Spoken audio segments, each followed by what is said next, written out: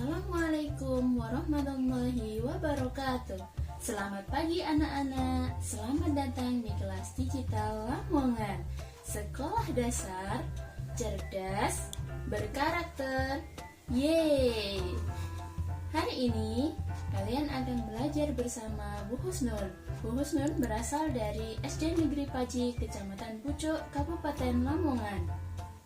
Hari ini kita akan belajar Pendidikan Agama Islam kelas 5, pelajaran 2, mengenal nama Allah dan kitab-kitabnya, pertemuan ke-1, mengenal nama Allah Subhanahu wa Ta'ala. Sebelum kita mulai pelajaran hari ini, mari kita awali terlebih dahulu dengan membaca doa. Bismillahirrahmanirrahim.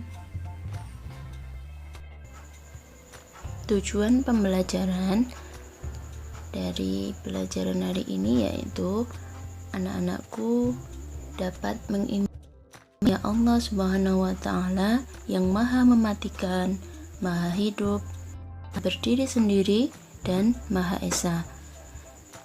Yang kedua, memahami makna Asmaul Husna, Al-Mumit, Al-Hayyu, Al-Qayyum, dan Al-Ahad. Kemudian yang ketiga, membaca dan mengartikan Asmaul Husna, Al-Mumit, Al-Hayyu, Al-Qayyum, dan Al-Ahad dengan benar. Allah Subhanahu wa Ta'ala memiliki nama-nama yang baik dan indah yang disebut dengan Asmaul Husna. Jumlahnya ada 99.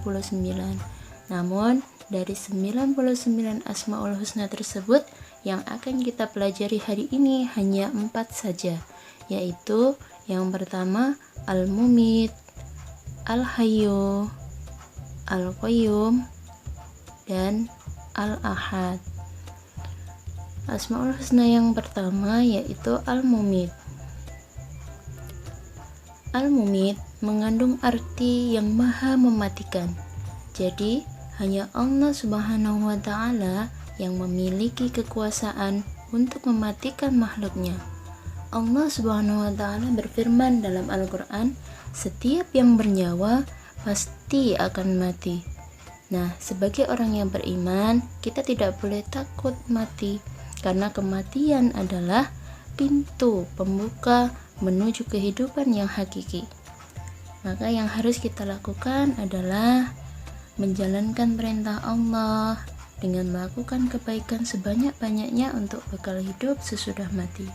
Misalnya, melaksanakan sholat 5 waktu, rajin sholat 5 waktu. Ketika sudah adzan, kita langsung mengambil wudhu, kemudian menjalankan sholat.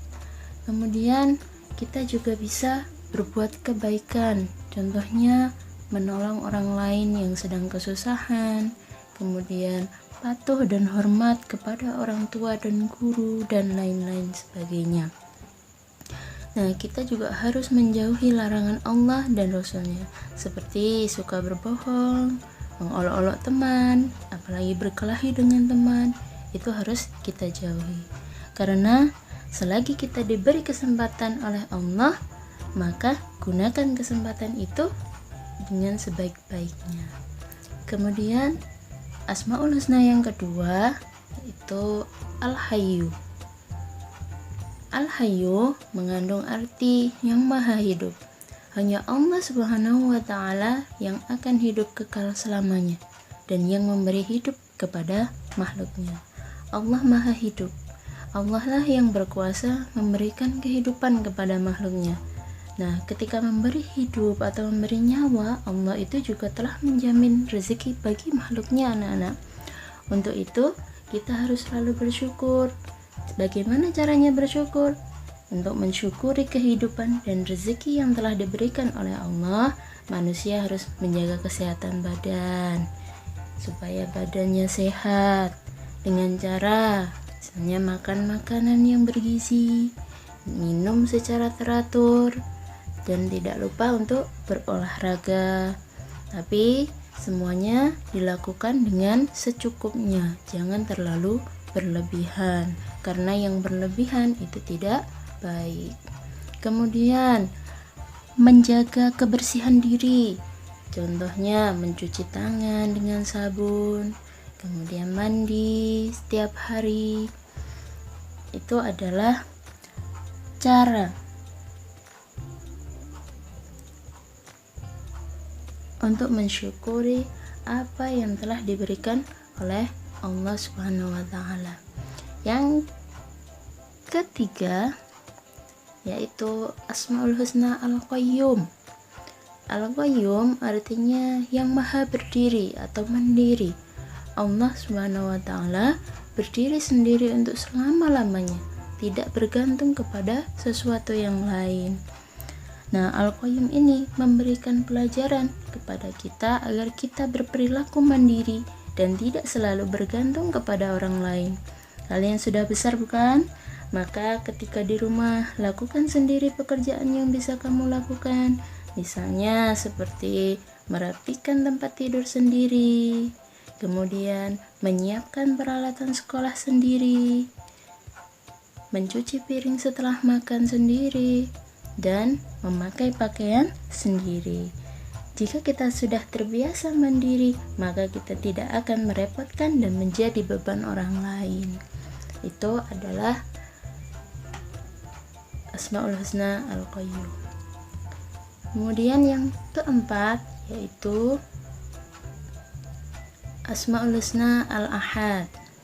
Al-Ahad mengandung arti yang Maha Esa. Allah Subhanahu wa taala itu tunggal, satu-satunya dalam kehidupan dan tidak ada sekutu baginya. Seperti dijelaskan di dalam surah Al-Ikhlas ayat pertama yang berbunyi Qul huwallahu ahad.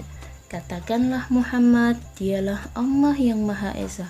Dari ayat tersebut menjelaskan bahwa Allah Subhanahu wa taala itu Maha Esa.